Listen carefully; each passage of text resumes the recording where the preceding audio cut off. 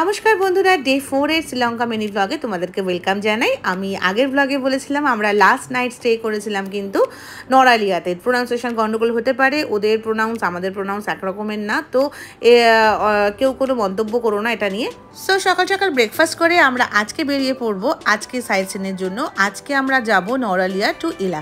So first আমরা যাব সীতা আমান temple, যেটাকে আমরা বলবো অশোক বাটিকা, যেখানে রাবণ সীতা মাতাকে হরণ করে নিয়ে এসে রেখেছিল। জায়গাটায় গিয়ে সত্যি গায়ে কাটা দেওয়ার মতন।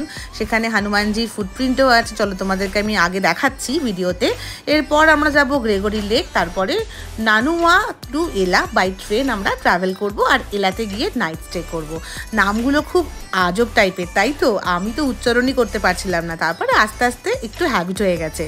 এবারে আমরা চলে এসেছি অশোক বাটিকা, যেটা এখানকার লোকাল ভাষায় সীতা আমান টেম্পল বলে পরিচিত। এখানে ঢুকেই দেখছি একটা ছোট মন্দির, যেখানে রাম, সীতা, লক্ষ্মণ এবং বজরংবলীর পুজো করা হচ্ছিল আর আরতি চলছিল। তারপরে আমরা চলে গেলাম মেইন জায়গায়, যেখানে সীতা মাতাকে রাবণ হরণ করে নিয়ে এসে রেখেছিল এবং হনুমানজি এই শ্রীলঙ্কায় এসে সীতামার খোঁজ রামচন্দ্র পর্যন্ত পৌঁছেছিল। তো সেখানে এই হনুমানজির একটা ফুটপ্রিন্ট আছে, যেখানে সীতামাতাকে রাখা হয়েছিল। তার সামনে হনুমানজি এক পায়ে দাঁড়িয়ে তাকে বলেছিল যে তাকে রামচন্দ্র পাঠিয়েছে। তো মানে আমি বলছি আমার গায়ে কাটা দিচ্ছে যে এই পৌরাণিক যে গল্পগুলো আমরা যে ছোটোবেলার থেকে জেনে এসেছি, পড়ে এসেছি, শুনেছি, সেটা চোখের সামনে দেখা, এটার একটা আলাদাই অনুভূতি। আমি বলে বোঝাতে পারবো না এটা কতটা আমি ওখানে গিয়ে আমরা জাস্ট বাকরুদ্ধ হয়ে গেছিলাম। আর বিশেষ করে হনুমানজির মানে বজরংবলীর পায়ের যে ফুটপ্রিন্টটা, ওটা দেখে আমি কি বলবো আমি জানি না, এতটাই মানে পুরো গায়ে কাটা দেওয়ার মতন। যাই হোক, সেখানে আমরা মাথা ঠেকিয়ে প্রণাম করেই বেশ খানিকক্ষণ থেকে সেখান থেকে আবার বেরিয়ে পড়লাম। এবার আমরা গ্রেগরি লেকের ঠিক পাশে রাস্তা দিয়ে আমরা যাচ্ছি লেকে। এই রাস্তাটা ভীষণ সুন্দর, একদম সুইজারল্যান্ডের মতন। যদিও আমি সুইজারল্যান্ড যাইনি, বাট যতটুকু ছবি ভিডিওতে দেখেছি আমার ওরকম ফিল হচ্ছিল যে আমি সুইজারল্যান্ডে চলে এসেছি। বাড়িঘরগুলো অমনি টাইপের, আর আশেপাশে প্রাকৃতিক পরিবেশ, মানে প্রাকৃতিক যে সৌন্দর্য অসাধারণ সুন্দর। তো যাই হোক, গ্রেগরি লেকে পৌঁছেই আমরা দেখতে পেলাম সেখানে গাড়ির ম্যারাথন চলছে। তো পুরোনো অনেক ভিন্টেজ কার সেখানে ছিল। এগুলো দেখে তো নবাবা অরূপ পুরো পাগল হয়ে গেছে, প্রচণ্ড কার লাভার দুজনেই। তো এরা দাঁড়িয়ে পড়েছে গাড়ি দেখার জন্য। তো একটার পর একটা ভিন্টেজ কার এখান থেকে বেরোচ্ছে, আর আমরা হাঁ করে দেখে যাচ্ছি। তো পরে জানতে পারলাম এখানে সেই ভিন্টেজ কারের ম্যারাথন চলছিল। যাই হোক, এরপর আমরা চলে গেলাম গ্রেগরি লেকের ভেতরে। টিকিট কাউন্টারে টিকিট কেটে আমরা আস্তে আস্তে লেকে ঢুকলাম। আর লেকটাও ভীষণ সুন্দর ছিল, যদিও আমাদের হাতে খুব টাইম কম ছিল, তো আমরা পুরো লেকটা ঘুরে দেখতে পারিনি। জাস্ট গেছি, একটু ছবি তুলেছি, আর একটু কিছুক্ষণ দাঁড়িয়ে একটু ফটো ভিডিও নিয়ে সেখান থেকে আমরা চলে এসেছি লাঞ্চ করতে, কারণ আমাদের তাড়া ছিল। আমাদের আবার ট্রেন ছিল নানুওয়া স্টেশন থেকে এলা পর্যন্ত। সেই ট্রেনের যে জার্নিটা, ওটা তোমরা আগে দেখবে, অসাধারণ সিনিক বিউটি।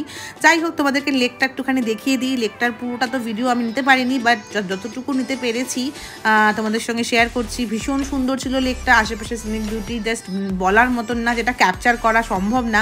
চোখে দেখে যে ফিল নেওয়া সম্ভব, সেটা মোবাইলে ভিডিওতে কখনো ক্যাপচার হয় না। তো এখানকার আমার ভীষণ ভালো লেগেছে সিনিক বিউটি। বাট এত রৌদ্রু মানে আমরা অস্থির হয়ে যাচ্ছিলাম। আর মিভানের সাথে আমি এখানে একটু খেলছিলাম, বাট মিভান গরমে অস্থির করছে। দেন আমরা খুব তাড়াতাড়ি এখান থেকে বেরিয়ে চলে গেলাম লাঞ্চের জায়গায়। লাকিলি আমরা আজকের লাঞ্চের জন্য কিন্তু একটা ইন্ডিয়ান রেস্টুরেন্ট পেয়ে গেছিলাম। এখানকার খাবার খুব ভালো লেগেছে আমাদের। আমরা ফ্রাইড রাইস, চিলি চিকেন, রুটি, মানে যেগুলো ইন্ডিয়ান আইটেম আমরা খাই সব কিছুই সেখানে পেয়ে গেছিলাম, আর খুব টেস্টি ছিল খাবার।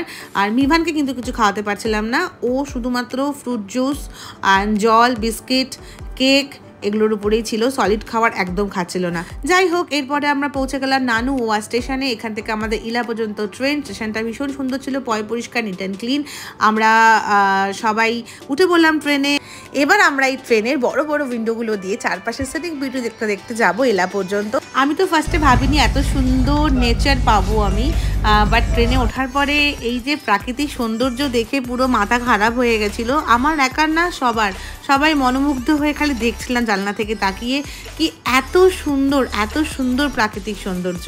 চারিপাশটা পাহাড় আর হচ্ছে পুরো সবুজে মোড়া। তো ভীষণ ভালো লাগছিল এই জার্নিটা। এত সুন্দর একটা সফর শেষ করে শেষমেশ আমরা পৌঁছালাম এলাতে। আর সেখানে গিয়ে দেখলাম প্রচুর প্রচুর সুন্দর সুন্দর লেন আছে সেখানে, আর প্রাকৃতিক সৌন্দর্যটাও ভীষণ সুন্দর। একটু ঠান্ডা ওয়েদার, কারণ চারপাশে শুধু পাহাড় আর পাহাড়। আমাদের যে হোটেলের ঠিক সামনে দাঁড়িয়ে যে ভিউটা পেয়েছিলাম, ওটা দেখে পাগল হয়ে গেছি সবাই আমরা। এত সুন্দর লাগছিল দেখতে। একটুখানি সন্ধ্যা সন্ধ্যা নাগাদ আকাশটার রং এত সুন্দর ছিল, আমি জানি না ভিডিওতে তোমরা বুঝতে পারছো কি না, বাট আমরা সত্যি মনোমুগ্ধ হয়ে দেখছিলাম, এতটাই ভালো লাগছিল। যাই হোক, আজকের দিনের পুরো জার্নি তোমাদের সঙ্গে শেয়ার করলাম এই ছোটো মিনি ব্লগটার মাধ্যমে। যদি তোমাদের ভালো লাগে অবশ্যই কমেন্টস করো। আর আমি কিন্তু এই ব্লগের শেষে কিন্তু শ্রীলঙ্কার ইটিনারিটা কিন্তু দিয়ে দিয়েছি, তোমরা কাইন্ডলি দেখে নেবে। ফোন নাম্বারও দেওয়া রয়েছে। এরপর যদি তোমাদের কোনো হেল্প লাগে তোমরা আমাকে জিজ্ঞেস করো, আমি তোমাদেরকে অবশ্যই হেল্প করবো। তো দেখা হবে তোমাদের সঙ্গে নেক্সট ব্লগে। তোমরা খুব ভালো থেকো, সুস্থ থেকো, টাটা।